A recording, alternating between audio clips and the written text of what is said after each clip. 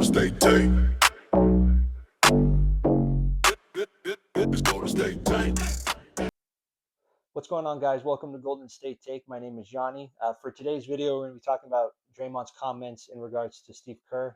Originally, we were going to make another video until Sunday when Danny gets back, but when these comments came out, I had to give my 2 cents about it because I strongly disagree with Draymond. And so I wanted to share my thoughts with you guys and let me know what you guys think in the comments. But Draymond had a couple of quotes that I wanted to talk about today, and let me just get them real quick. So the main comment or the main quote that Draymond had is he said, "As much as Steve has done for me in basketball, part of me thinks he's hindered me in my career and what I could have become." Now he obviously talked a lot more on the podcast.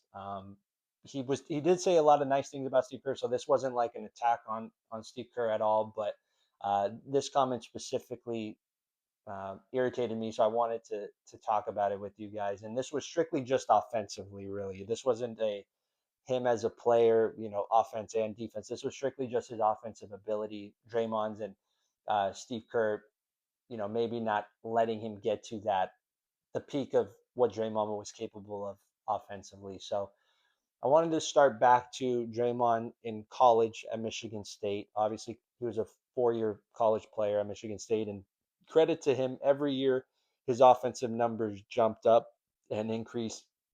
Up until his senior year, he averaged 16 points, which led the Spartans. And he comes out second round pick. And a lot of the question marks on Draymond was what was his role be in the NBA? Would he be a three? Would he be a four? Would he be a five? And back then, the NBA was very a two big man starting five, or having two big men in your starting five. So your five would be like an Andrew Bogut and David Lee, right? That's when Draymond got drafted here. That's who started for us at the 4-5. That was a conventional power forward center duo. And so a guy like Draymond, who's undersized, who you know isn't an elite scorer coming out, wasn't known to be an elite shooter.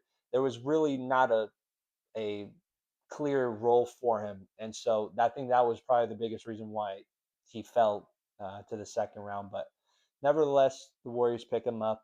And I want to talk about how his role was with Mark Jackson, specifically those first 2 years, and then with Steve Kerr, because that's where I think it all ties into Steve Kerr and why I disagree with Draymond. So Draymond's rookie year in the league, I have the numbers right here.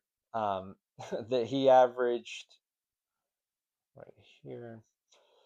So he played 79 games, so he pretty much played the entire year, and he averaged 13 minutes, and he averaged 3 points a game on 32% shooting from the field, not from three, from the field, and 20% from three. So those numbers are obviously garbage. Those shooting splits are terrible. I mean, now if you're shooting 32% from three, that's not even good. That was from the field. 20% from three is terrible. But again, he was known for his defensive abilities, and that's why he came into the games. His rookie year, again, playing 13 minutes a night. He was obviously a bench player, and came in 5-6 minute bursts to give guys like David Lee some rest. But that was his role coming in: is give energy, play good defense. Second year in the league, he did get an increase in minutes, went from 13 to 22 minutes, averaged 6 points a game, and shot 40% from the field, 33% from three. So obviously, numbers went up. Shooting percentages aren't great still, but you weren't really expecting them to be good. I think as long as you were getting him getting consistently a little bit better year over year, I think that was the hope for him from his shooting percentages go. But he carved out a bigger role with the team in the playoffs against the Clippers. He played well, and so there was a little bit of momentum going into that third season. Obviously, that's when the Warriors make the switch from Mark Jackson to Steve Kerr, and that's when Draymond's career really took off. And I don't think it's just coincidence that the moment Steve Kerr comes, Draymond all of a sudden now becomes a perennial all-star, all defensive team, defense player of the year eventually, and now is going to be in the Hall of Fame and have his jersey retired. So I think what Steve Kerr did for Draymond, he probably had. I think he had a bigger impact on Draymond than he did any other player, personally, in my opinion.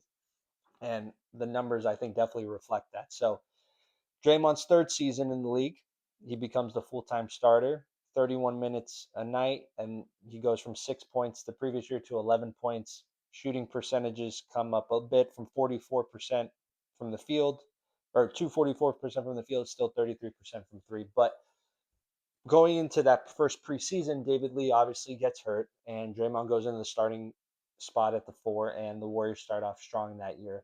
But I think you have to give a huge amount of credit to Steve Kerr because at the end of the day, Draymond was still considered a defensive guy, bench player, come off the bench, a role guy. He wasn't considered a starter. No one really was thinking that. And David Lee was an former All Star, still even the year before a 15 and 10 type of player. And Steve Kerr stuck to it, said, you know what, this is the route we're going. And he had a vision. He had a vision going smaller, playing Draymond at the four, and eventually putting Draymond at the five and having the small lineup in there and the death lineup. And the entire NBA did not have an answer for that. They were still trying to figure out how they could use size to beat that lineup, and it didn't work. The way the Warriors were able to switch everything on defense, play fast, push the pace. Again, credit to Draymond because that's what he does well, but Steve Kerr had to see that and take a chance to say, you know what, this is what we're doing. I'm sorry, David Lee, but you're going to be coming off the bench, and we're starting Draymond now. He could have easily reverted back to the typical, you know, standard lineup and keep Draymond off the bench. But the moment Steve Kerr gets here, Draymond has a career year. Warriors win the championship, and obviously the rest is history there. His next year, his fourth year, that's when he had his best numbers. I mean, that was definitely Draymond's best year as a pro. He averaged 14 points a game, almost 40% from three, and was our clear third option offensively. And we go 73-9. We obviously lose in the finals to Cleveland, but that was Draymond's peak offense that season. I mean, from his shooting percentages to his points, I mean, he was unbelievable that year. But they go out and they get Kevin Durant, and obviously everyone at that point is going to have to take some sort of step back, whether it's Draymond, Clay, or Steph. But when you look at Draymond's numbers, even after KD got there, he went from averaging 10 shots a game the year before, which was a career high, to 8.6. So his shots came down 1.5 points. So it's not like they got cut a dramatic amount, but he he alludes to that was the first or the last time he ever got a play ran for him, and he sounds like, again, I haven't spoken to Draymond, but he seems like a little bit salty that he was never given more opportunity offensively. And my argument is Draymond, I don't think is that type of player. Again, he had a great season in 2016, but he averaged 14 points. It's not like he averaged 25 and was, a go-to player. And most of those points, Draymond doesn't have a post game. He's never had a post game. It's not like he's, running off pick and rolls and shooting threes. Draymond was very much took advantage of the gravity that Clay and Steph had on the court.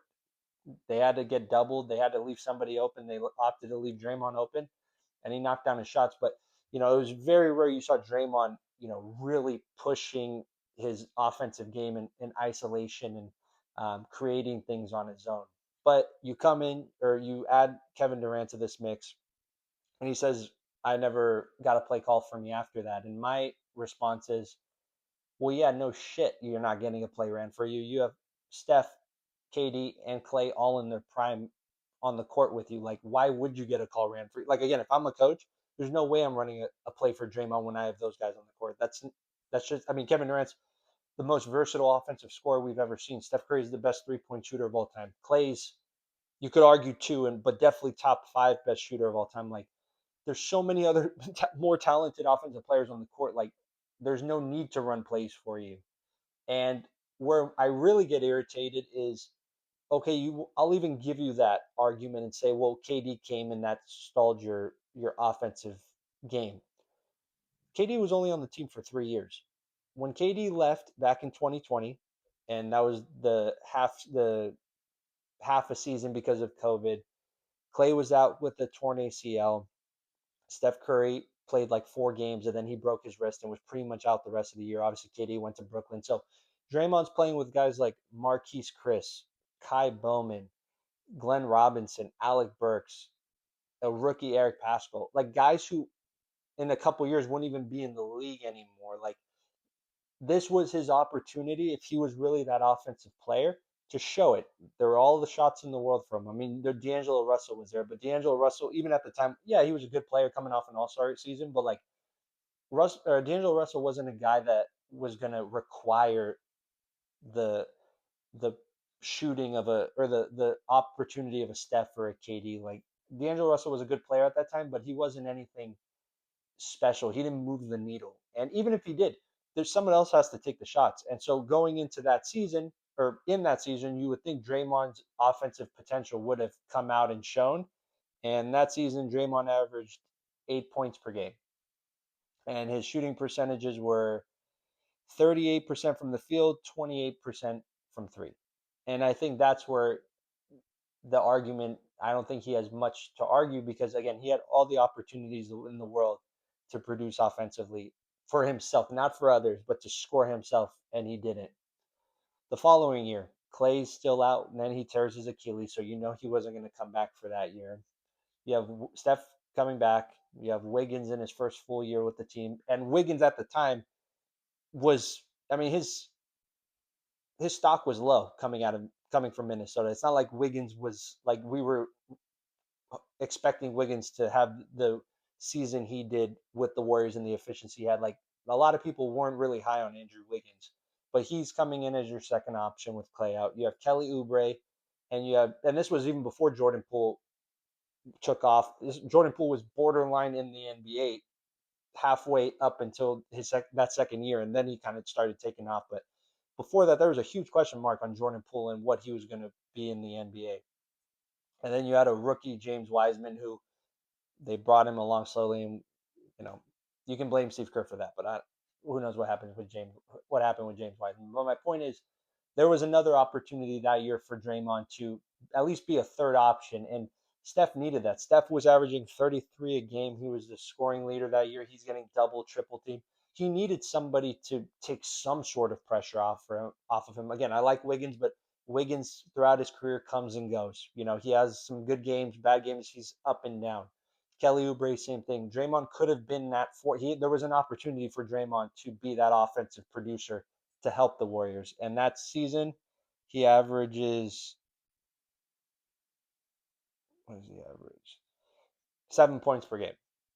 And his shooting splits were 44% from the field, 27% from three. And so Draymond had a 4 year run where he shot sub 30% from three. And that's where I'm saying that's not Steve Kerr's fault that he couldn't make any shots. And he said he lost all the confidence in his shot for those years. Like there were plenty of opportunities for Draymond to, if he had that offensive game, to bring that out of him. And again, not saying, go and average 27 points per game and all that stuff, but if he really thinks that Steve Kerr hindered him in any way, there were multiple opportunities where somebody had to take the shots and they needed offensive production from somebody, whether it was Steph who was out or Clay who was out, and Draymond didn't do that. And Draymond, since 2016, has been a 7 to 10 point scorer throughout. And I'm not even going to say for this year with Steph being out, with Jimmy Butler being out, with all the injuries, because again, Draymond's 35 years old. At this point, you're not going to get it. But even in those years, when he's in the prime of his career, 29, 30, 31 years old, that was his opportunity to do it, and he didn't. So again, you can, whether you like or dislike Steve Kerr or blame him for the way he uses his young players, the way he um, what's the word I'm looking for? The way he deals with his young players and gets the best or worst out of them. Whatever you want to say about Steve Kerr from that perspective, that's fine. I'm not here to argue that. I would say the same thing about Steve Kerr. I think Steve Kerr is a player that is not a developmental coach. I think Steve Kerr is a coach that you need with a winning roster. If you're in a rebuild or anything like that, Steve Kerr, I don't think is your guy. So again, whatever you want to say about him from that perspective, that's fine. But just talking off of Draymond and his offensive ability, I think blaming Steve Kerr or saying Steve Kerr hindered that in any way, I think is complete BS. And I think, like I said, Steve Kerr has done more for Draymond in his career, in my opinion, than any other player that's a part of this dynasty. And so, again, I wanted to give you guys my initial thoughts on that. And please let me know in the comments if you disagree. I'd love to hear your thoughts. If you agree or disagree, please let me know. So that's going to do it for me today. We'll be back Sunday. With Danny, we'll be here. We'll be talking Giants, A's, Niners, Sharks, Warriors. We'll talk about the Steve Kerr situation with Danny, get his thoughts on everything. So we'll see you guys Sunday.